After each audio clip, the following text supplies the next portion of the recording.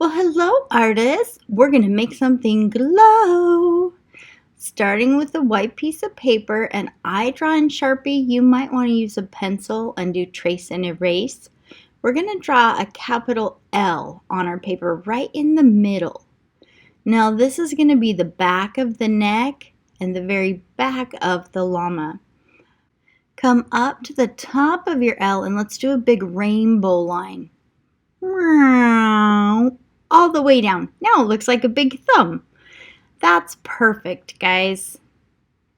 We're going to make the belly, which is going to be a big swoopy line, and up to the tail. Awesome. Let's give our llama a couple little ears. Now I'm going to put 2 on mine, but you can put 6 on yours if you want to. They just go whoop, ooh. And then I like to put a little piece on the inside that's like the pink part. We want them to be able to hear really, really good. Let's start working on his face. I'm going to give my llama 2 beady little eyes that are kind of close together, but you can do any kind of eyes that you want.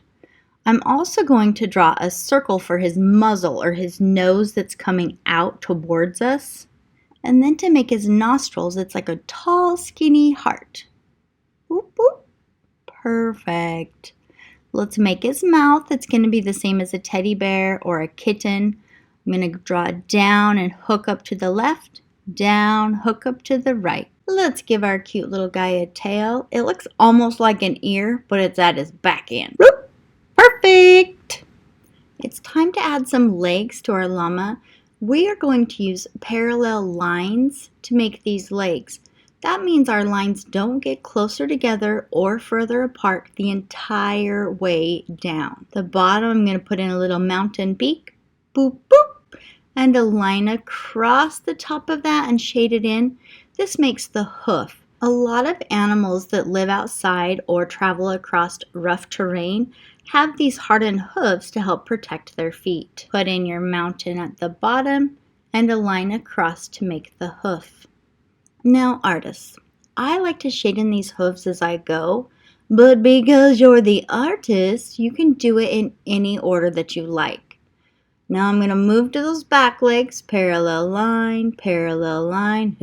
Mine get a little skinny. That's okay. Put in my mountain and finish it off with a hoof. If you want your llama to be walking like mine is, then I have my outside legs pointing to the edges of my paper and 2 inside legs pointing underneath the llama. This means I need 1 more leg, artists. Let's draw a set of parallel lines pointing towards the middle. Straight line down, put in a little mountain, and a line across the top for the hoof. Guys, we totally did it. We drew a basic llama, but now we're to the best part. I love decorating my llama. I think it makes it the most fun. And artists, let me tell you, I've drawn quite a few of these. None of them are ever the same.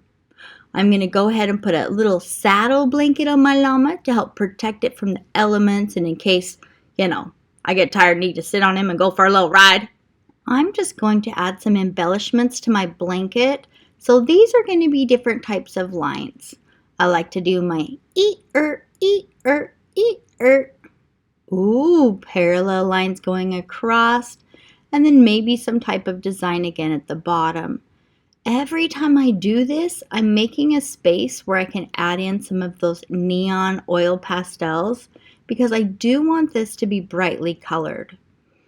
Now I'm going to keep on decorating this llama. I might go up and do his ears, his neck a little bit, and make it really interesting for my viewer to look at. These little circles that you see me drawing all the time are pom-pom balls. I love the way those look, so I try to put them everywhere when I'm doing my llama. You might be wondering, why are we decorating this llama? And why is it going to be neon? Well, nomadic herders that keep their llamas up in the wilderness, did you know nomadic means wandering? So it's like they wander around, let these animals eat all the fresh grass and stuff, but the animals were designed to have camouflage. So their fur and wool actually matches their surroundings. So when these nomadic herders went to pick up their animals, they were like, you guys, we can't find them. I don't even know where they went. So they started tying all this brightly colored stuff onto their llama. Pretty cool, right? So decorate that llama up however you like it best. You get to choose when you're done decorating. I decided to put some little bumps all the way around my llama so that it looked a little bit more fluffy. I've also seen people do kind of a scribbly line to make it look shaggy, but you know, I love to say that you're the artist. You really can't go wrong here, folks. Even if you don't love your llama or whatever project you're working on, please finish it to the end, because an artist that is truly great at their craft learns all the time. Learning is so important and it never stops in your entire lifetime. That's probably my favorite part about art. I keep learning more and more and more stuff. Now let's keep working on this, but I'm going to talk to you artists about the next step. For the next part, I chose to use a ruler to put horizontal lines in my background. Horizontal means long and straight, like the horizon. So I'm going to make those lines across the background of my llama. You guys will see me draw in Sharpie, which adds an extra little challenge to this because I do not want to draw right over the top of my llama. But if I do, guess what? That's okay, because we're artists and sometimes we make mistakes. I line up my ruler with the line above it every time and then draw the sections that I need to. My non-dominant hand has to hold that ruler down real tight. You might even have to get a helper for this. That line was a little crazy. That's okay, I'm not going to worry. But I am going to turn my paper to the side so I can spread my fingers out and hold my ruler real tight. Keep going until you have the whole background in horizontal lines. Now, artists, if you would rather draw like the environment where this llama lives, of course that's okay. You want to draw his little nomadic herder in the background that takes care of him? Awesome! Now, while we were working, I did look up what's llama hair called, because I call it hair, I call it fur. It's actually called llama fleece. Interesting, huh? It's a wavy fiber that has the insulated undercoat. And it's not as good as the wool from the alpaca, but we will see people still shave this off of their llama because they can use it for clothing, blankets, rope, nets, anything that we think we could use rope or cloth for, they can make from the fleece of the llama. Your drawing looks great.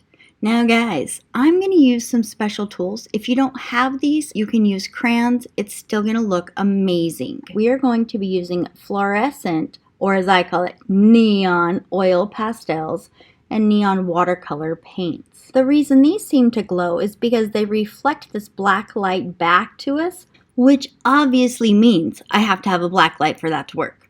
Now, I've shown you down below where you can buy these supplies. You might be able to find them somewhere else. I'm not sure. But if you don't have them, use what you have. Number one rule of artists, use what you have. I'm going to go ahead and just do random patterns in my background. But did you see how I went ahead and shone my black light on all of my supplies first? Because even though these makers say they're all fluorescent or neon, some of them are not very neon. They do not glow very well. So I like to see the ones that are the very best and brightest and then use those for my artwork. You can follow along with me, but I'm going to kind of speed this up so you don't get bored. And I'll meet you back here once you get your llama and your background colored up. Let's go, artists!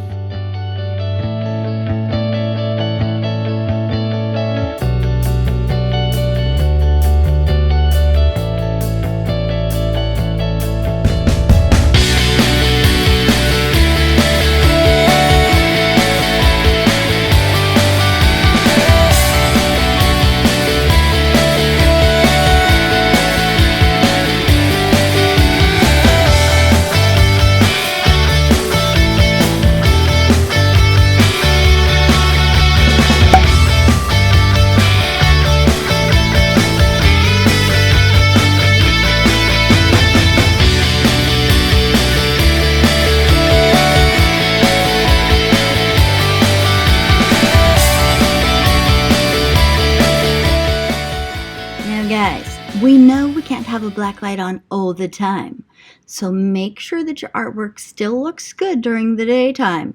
Go back, add in extra little details, extra little spots of color where it seems a little bit boring. Why don't you check your work with a black light? If you're satisfied with the details that you have, then we are ready for watercolors. Woo! I like to set out all of my supplies so that I can just get busy right away.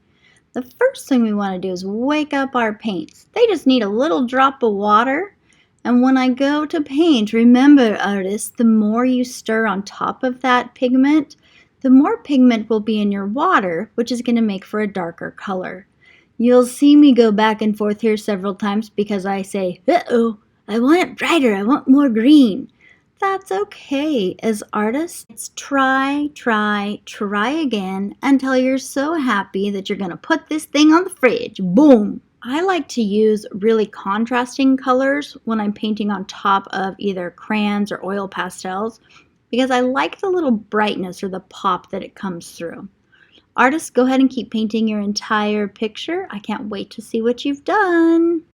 And hopefully you get a chance to check out that glow.